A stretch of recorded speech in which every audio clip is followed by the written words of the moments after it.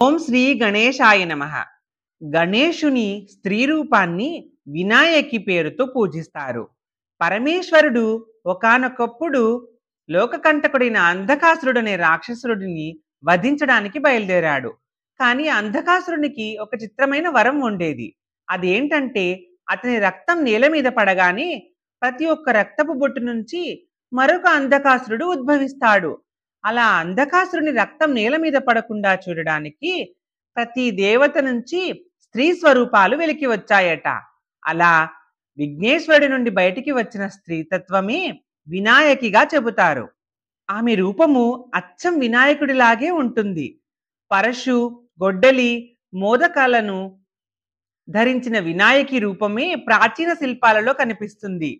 వినాయకిని విఘ్నాలకు అధినేత్రిగా భావిస్తారు.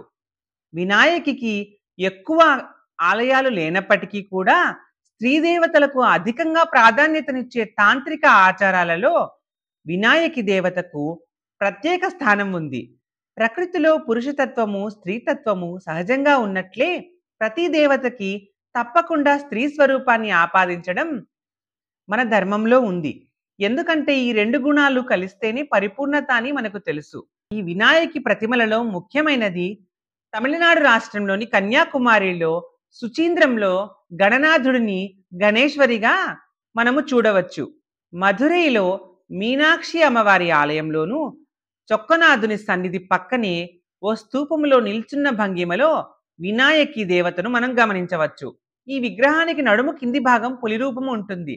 అందుకే వ్యాఘ్రపాద వినాయకిగా ఈ దేవతను కీర్తిస్తారు.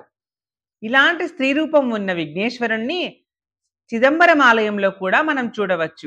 మధ్యప్రదేశ్ బెడాఘాట్ ప్రాంతంలోని చౌసాత్ యోగిని ఆలయంలో కనిపించే వినాయకి ఉత్తర భారతదేశమంతటా ప్రఖ్యాతి చెందింది.